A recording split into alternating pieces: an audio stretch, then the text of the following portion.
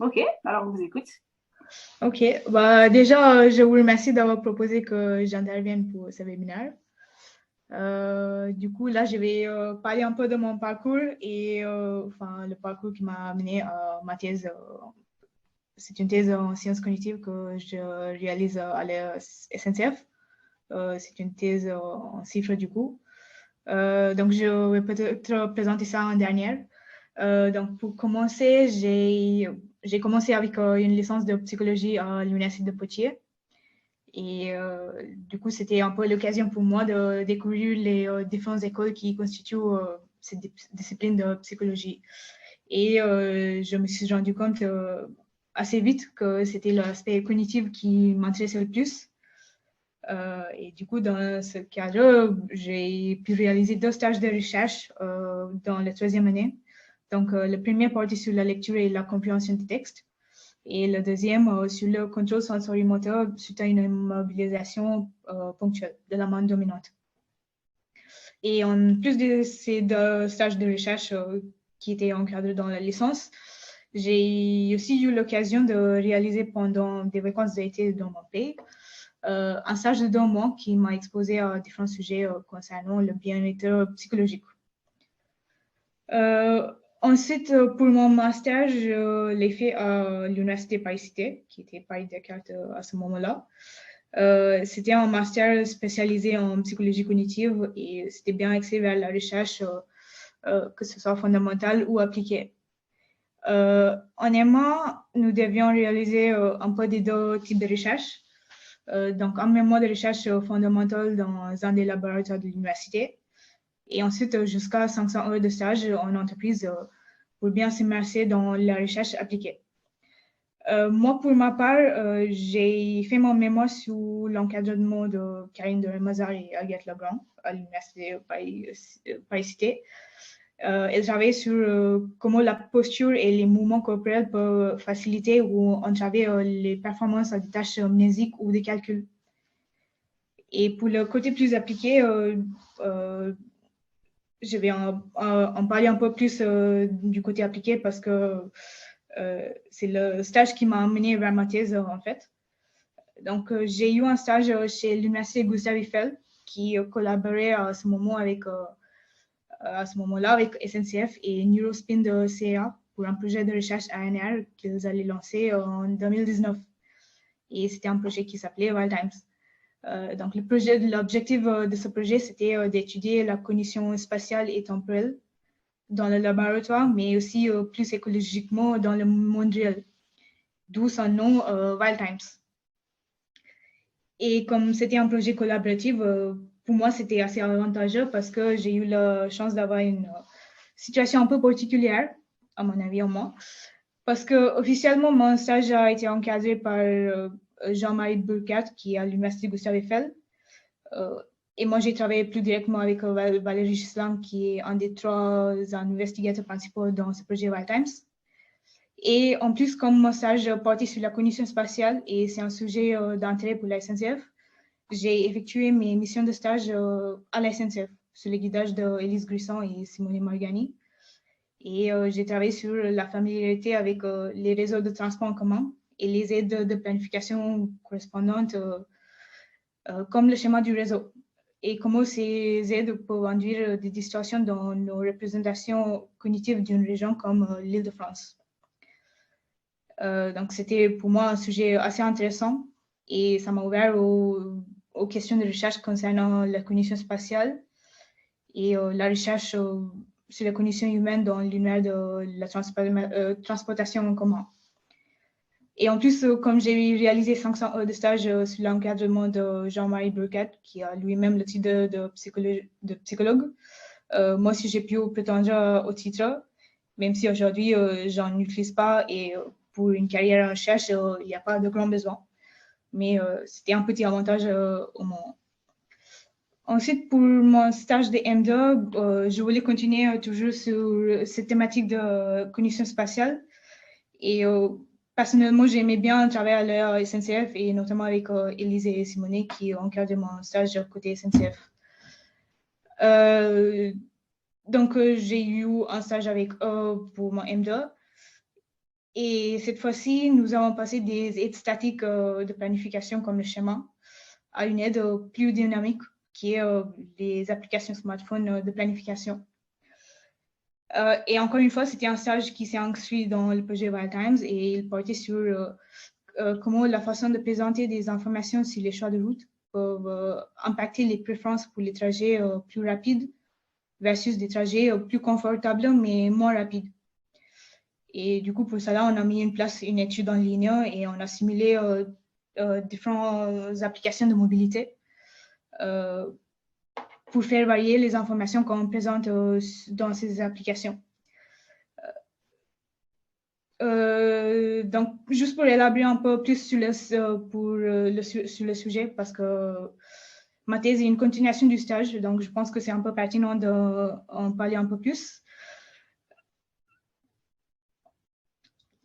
Donc, on a testé 3 facteurs dans cette étude. D'un côté, il y avait le format visuel. Donc, on a simulé 3 formats d'application. Un format plutôt spatial où on peut voir visuellement le schéma de transport, enfin, comment les lignes, comment le trajet apparaît sur le schéma du réseau de l'Île-de-France. Ensuite, il y avait un format temporel ou timeline où on peut voir comment les trajets s'agencent chronologiquement par rapport aux autres. Et dernièrement, il y avait le format symbolique qui est le format un peu classique qu'on peut voir dans les applications de nos jours comme Citymapper ou l'assistant SNCF ou d'autres types qui sont assez courants aujourd'hui. Et pour le format timeline, il y a l'application qui s'appelle Transit, si certains d'entre vous connaissez. C'était un peu le format qui a inspiré ce format temporel. Ensuite, pour le deuxième facteur, il y avait une congruence spatiale et temporelle. Donc, les trajets étaient soit à la fois le plus rapide, mais aussi le plus court sur le schéma, qui étaient les trajets congruents, ou les trajets incongruents, ou le trajet le plus rapide en durée était plus longue sur le chemin par rapport aux autres trajets qui paraissaient plus courts, mais qui étaient plus longs. Et dernièrement, il y avait le facteur du confort, où soit il y avait des trajets avec moins de gens à bord les trains, ou il y avait des correspondances plus simples. Donc, en faisant varier ces facteurs, on a vu qu'on a interrogé 500, à peu près 600 personnes et on a vu qu'il y avait bien en effet des informations spatiales et du confort, qui fait qu'en présentant ces informations, on peut amener des gens à choisir des trajets qui sont moins rapides, mais plus confortables. Ce qui peut être un levier pour mitiger les flux dans les réseaux de mass transit où les questions d'influence est assez importante quand même et on est toujours en recherche des solutions pour mitiguer les flux. Donc ça, c'était pour mon stage de M2. Et du coup, à la fin du stage de M2, moi, je souhaitais continuer en thèse, enfin, de continuer sur cette question. Et du coup, j'ai eu l'occasion de continuer en thèse, mais du coup, ça allait prendre un moment pour mettre le tout en place.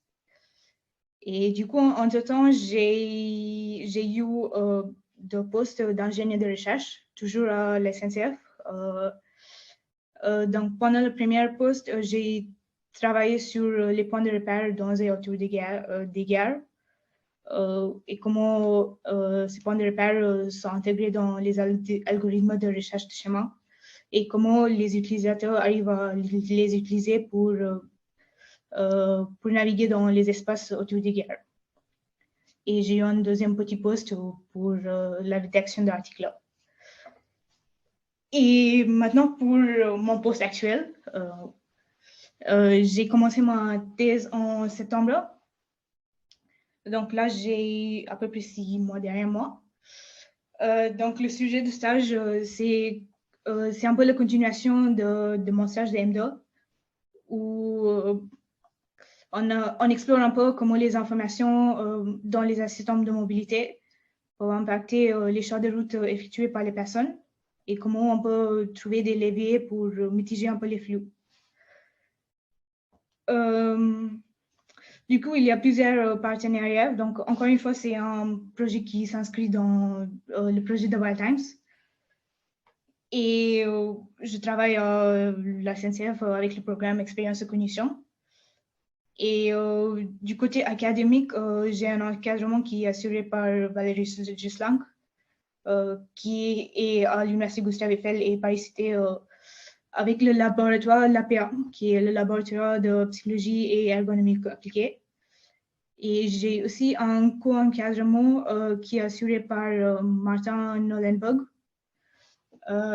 qui est à l'Institut de logique et de computation à TUVN. Donc, pour les objectifs de cette thèse, c'est d'identifier un peu les leviers qui permettent de mitiger les flux, mais aussi pour accompagner le voyageur pendant ses trajets. Donc, on va tester plusieurs choses. C'est une thèse qui va se dérouler en 4 phases. Donc, d'abord, il y aura le format de représentation de choix de route. Donc, on va tester plusieurs formats comme le format spatial, timeline, et plusieurs formats qui sont en cours de développement en ce moment. Ensuite, on va venir rajouter d'autres facteurs comme la complexité des correspondances, l'affluence à bord et l'état du trafic général dans le réseau. Et voir quelle priorité les voyageurs donnent à ces informations, comment elles sont prises en compte. Est-ce qu'il y a des biais de prise de décision qui font en sorte que certaines informations sont naturellement plus saillantes pour des personnes ou plus importantes? Et bien sûr, comment on peut utiliser ces informations à notre avantage, mais aussi pour le client, pour rendre le voyage plus fluide pour eux, plus confortable et moins encombrant de manière générale. Et du coup, pour faire tout cela, on va avoir 2 axes.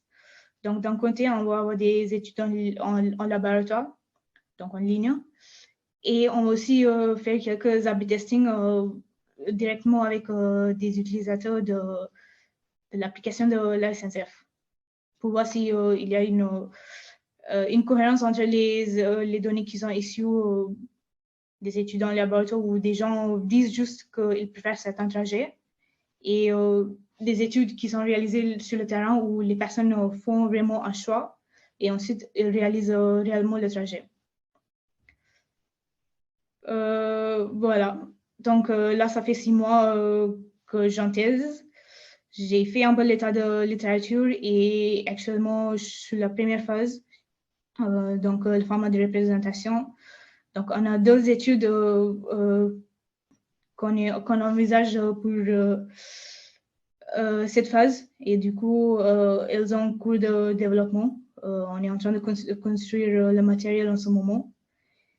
Et j'ai aussi une stagiaire qui travaille avec moi sur cette phase. Donc, elle investigue comment les représentations des choix de route impactent l'exécution d'un parcours. Donc, moi, je traite la question de choix et elle travaille sur l'exécution du parcours dans le monde réel. Voilà. Du coup, merci. Et s'il y a des questions, je réponds. Voilà. Merci beaucoup. Voilà, donc est-ce que quelqu'un a une question qu'on peut demander? J'avais une question par rapport au master du coup PCFA, vu que vous avez fait ce master. Est-ce que le projet de recherche qu'il faut fournir pour les candidatures est déterminant de l'acceptation ou même du master, enfin pas du master, mais du mémoire qu'on fera l'année d'après? Le projet de recherche que vous fournissez pour rentrer en PCFA? Oui. Juste, non, pas du tout. je suis en M1, je pourrais peut-être mieux vous répondre. Je ne sais pas. Ah, pourquoi pas? Non, il n'y a pas d'impact en fait. Que ce soit pour faire ton mémoire de recherche pendant ton M1 ou M2 ou même faire un stage. Moi, j'ai déjà posé cette question en fait et la réponse est non, il n'y a pas d'influence. D'accord. C'est juste pour montrer qu'on sait faire un projet en fait, c'est ça? Oui, et que vous avez une idée en tête. Après, ce qui peut être bien, c'est vous consulter déjà les projets qui sont en cours à l'université, dans les laboratoires. et voir s'il y a un projet qui vous correspond. C'est ce que moi j'ai fait. Et moi, j'ai eu la chance parce qu'il y avait un projet sur le contrôle, sur la posture et le contrôle sensorio-moteur, qui était un sujet que j'ai traité. C'était différent, hein, mais c'était un peu en lien et du coup, j'ai un peu utilisé ça. Et quand j'ai sollicité Karine Doré-Mazar pour parler de mon mémoire de recherche, je lui ai demandé s'il y avait vraiment un impact entre le projet de recherche et votre mémoire de recherche ou le stage, et franchement, non. Il faut juste avoir une cohérence dans le projet de recherche que vous présentez. Et... Voilà. Ok. Et du coup, il faut fournir une bibliographie avec plus ou moins d'auteurs. Vous pouvez répéter, s'il vous plaît? Il faut fournir une bibliographie avec beaucoup de références ou c'est pas nécessaire? Enfin, quelques références parce que si vous construisez un projet de recherche, vous devez restituer un contexte. Pourquoi vous faites la recherche? Quels sont les facteurs que vous allez étudier ou que vous proposez au moins d'étudier? Pourquoi ils sont intéressants? Donc, je ne vois pas comment faire ça sans s'appuyer sur la littérature qui existe. Oui, Après, voilà. je ne sais pas, je pense pas qu'il faut non plus 50 références, mais il faut savoir de quoi on parle. D'accord, merci beaucoup.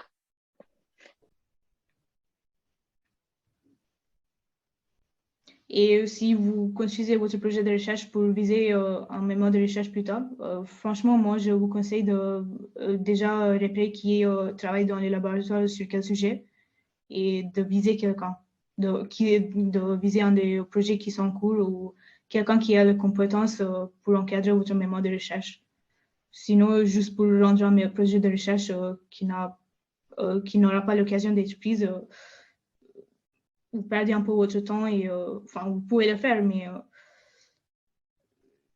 voilà, c'est juste un conseil.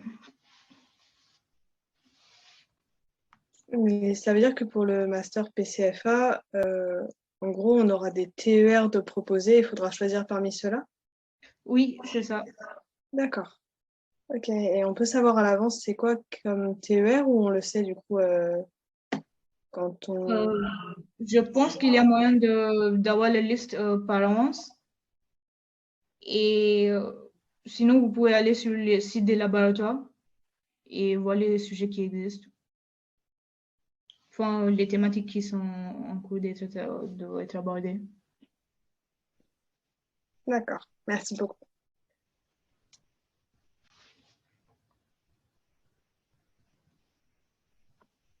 Bah, merci. Est-ce qu'il y a d'autres questions?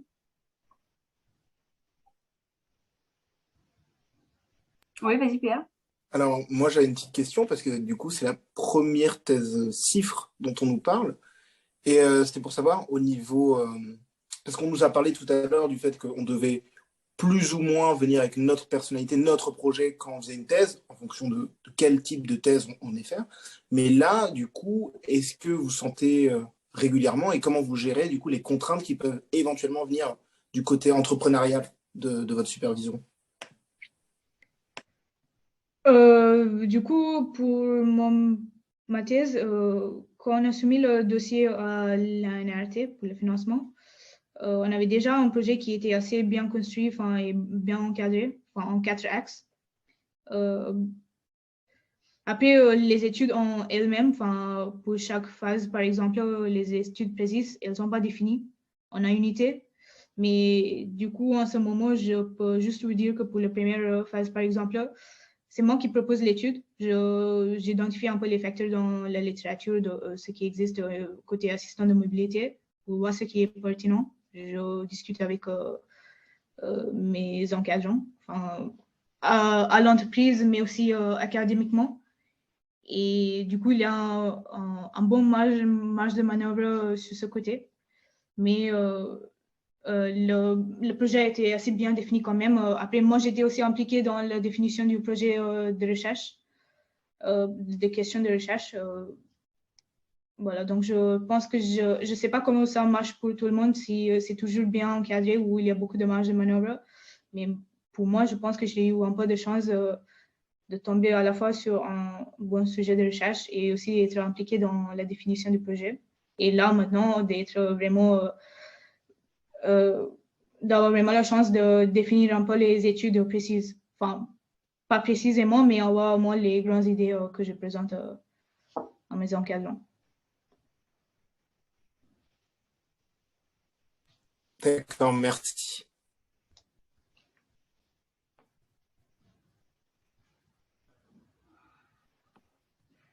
Une autre question?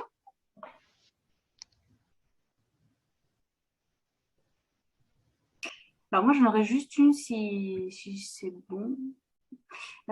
C'est vraiment concrètement comment est-ce que la formation PCFA vous a apporté lors de vos stages et donc maintenant lors de votre doctorat? Qu'est-ce que ça vous a apporté? Alors, pour moi, le grand plus de mon master, enfin, c'était les cours étaient intéressants, mais c'est pas le point avantageux que moi j'ai retenu. C'était pour moi le premier stage que j'ai fait qui m'a un peu ouvert à ce monde de cognition spatiale avec les personnes que je travaille avec actuellement, parce que Valérie Gislanc qui a encadré mon premier stage, enfin pas officiellement, mais c'était mon point de départ. Enfin, je travaille, c'est elle qui est officiellement dans ma directrice de thèse aujourd'hui. Donc, je pense que le grand avantage, c'est que c'était les stages. C'était là que j'ai appris le plus en matière, en contenu, mais aussi en compétences. Et voilà.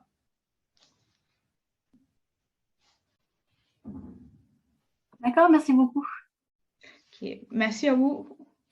Merci.